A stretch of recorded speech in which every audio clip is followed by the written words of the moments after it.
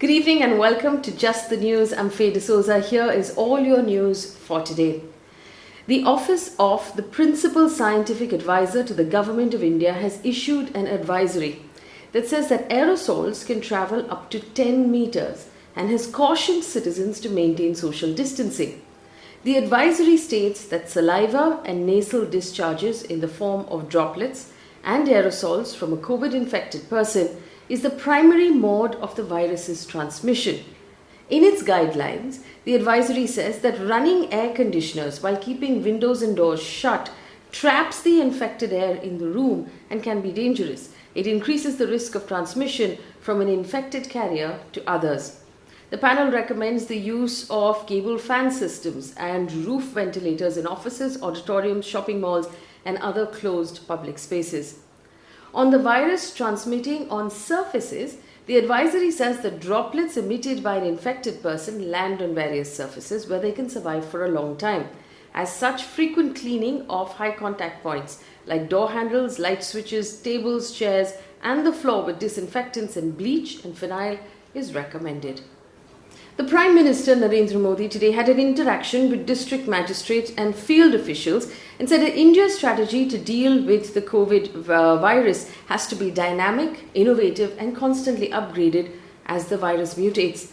The Prime Minister also asked district magistrates to collect data on COVID infections and seriousness of that infection among the youth and the children in their districts.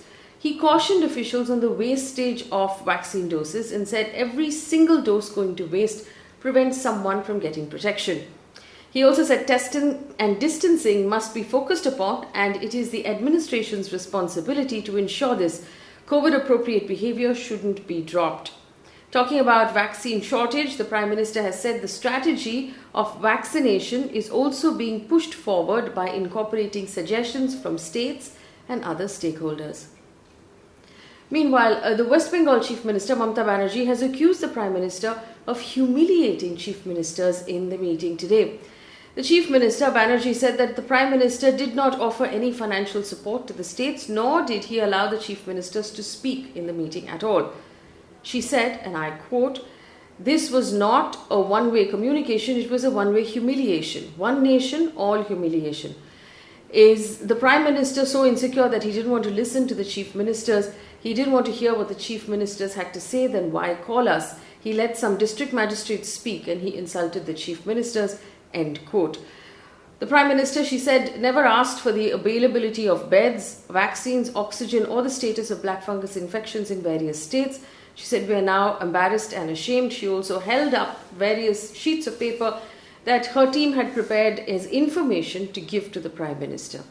Suvendu Adhikari, Banerjee's former aide who is now part of the BJP, rebutted her on Twitter and asked and pointed out how many meetings Mamata Banerjee had in fact actually attended. The Union Health Ministry has urged state governments in union territories to declare mucormycosis or black fungus as a notifiable disease under the Epidemics Act.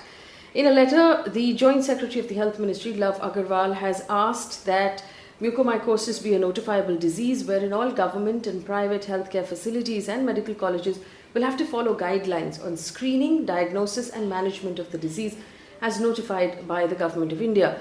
It will also be mandatory for all facilities to report suspected and confirmed cases to the Health Department through district-level chief medical officers.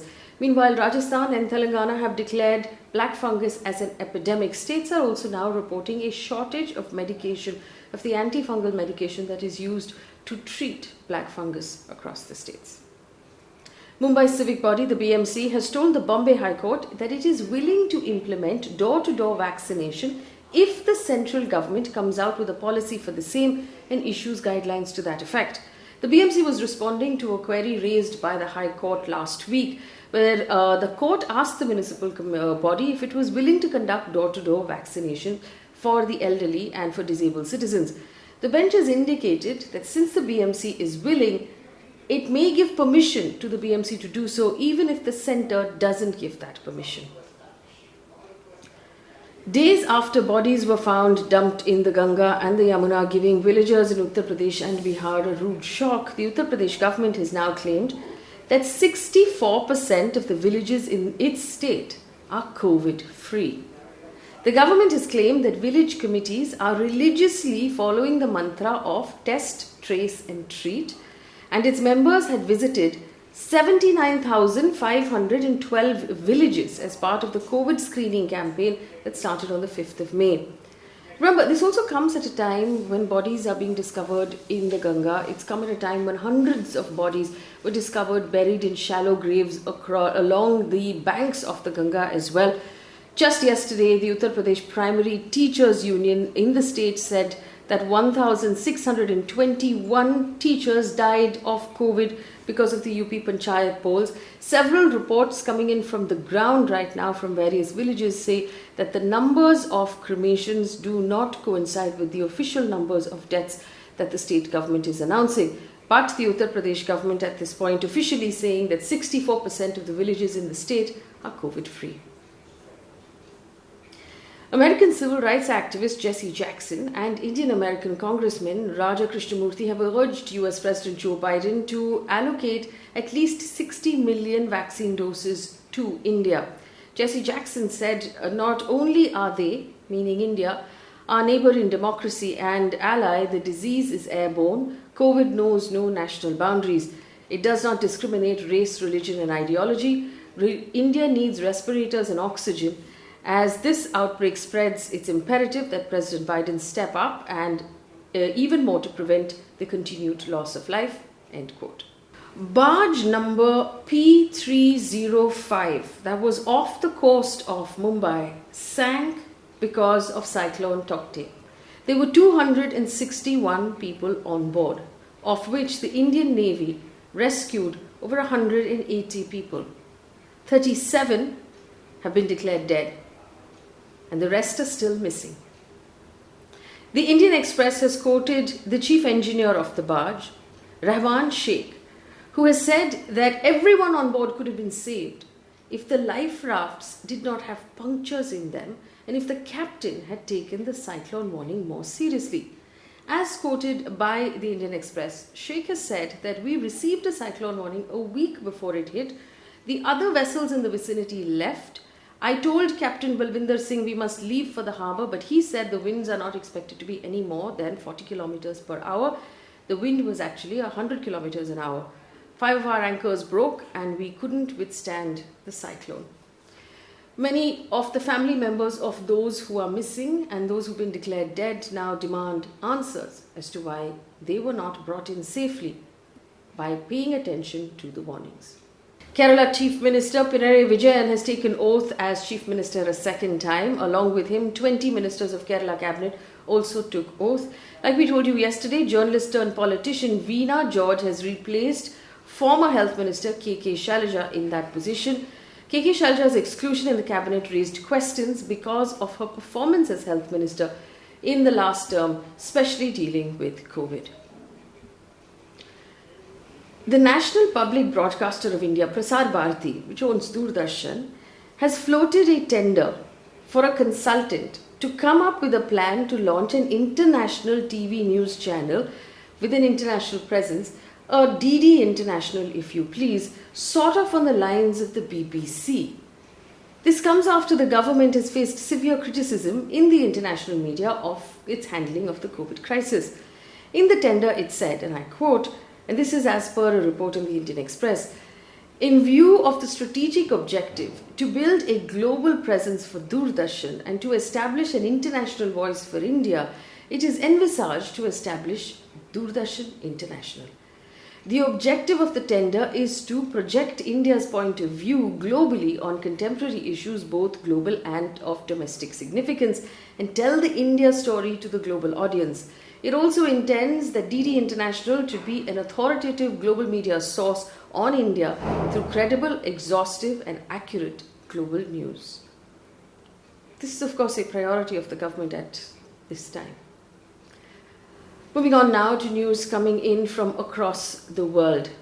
A senior official from the Hamas group that controls Gaza has said that he expects a ceasefire with Israel within a day or two. On the other hand, Israeli Prime Minister Benjamin Netanyahu has said he is determined to carry on until calm and security are restored to Israeli citizens. Till date, 230 people, including 100 children and women, have been killed in Gaza.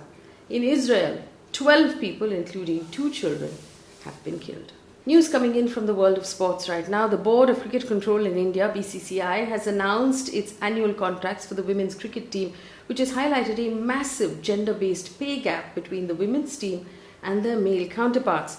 Now, the highest grade of women's cricketers have received a retainer of 50 lakh rupees a year.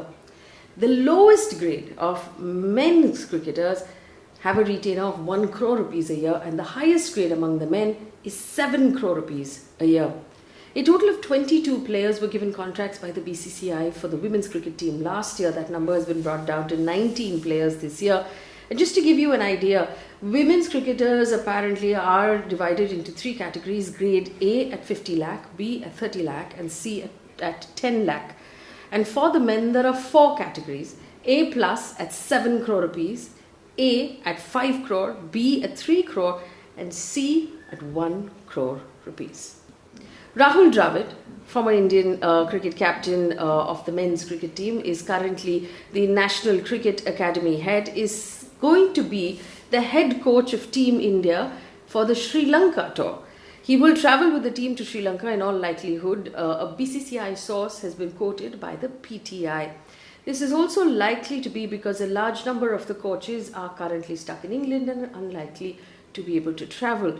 3 ODIs will be played on July 13, 16 and 19, and T20s are expected to be played between July 22nd and 27th. And finally, one piece of positive news before we leave you for the day. You'll soon be able to do a COVID test on yourself at home without the need of a medical professional. But this is an antigen test, not the RT-PCR test. This is because MyLab Discovery Solutions from Pune has come up with a self-use rapid antigen test. A self-use test is like a pregnancy test that you can take at home on your own. It will apparently cost 250 rupees and it has been cleared by the ICMR. It's called COVID Self. And it's going to be available in markets in about a week's time. Now, each kit will have testing material, it will have instructions, and it will have a biohazard bag so you can safely dispose of the materials when you're done. This will be a nasal swab test, but it's not the very deep nasal swab, the uncomfortable one that's currently being used for RT-PCR. This is a more apparently comfortable nasal swab, and it will give you your test results in 15 minutes. Of course, instructions have been given that if you continue to experience COVID-like symptoms, in spite of this test coming out negative, you should still follow up and do an RT-PCR test. Of course, the government has advised against indiscriminate use of the kits and said that even if this comes up negative, you should get an RT-PCR test to be completely sure if there is a reason for you to suspect that you do in fact have COVID. On that note, we're going to leave you for the day. Remember to like and subscribe to our YouTube channel. Inform friends and family that there is this news bulletin that goes out every night, which just gives you the information old school style without any drama, any sort of shouting, or without any sort of opinion. Leave us a comment on how we can improve this broadcast for you. Thanks for watching.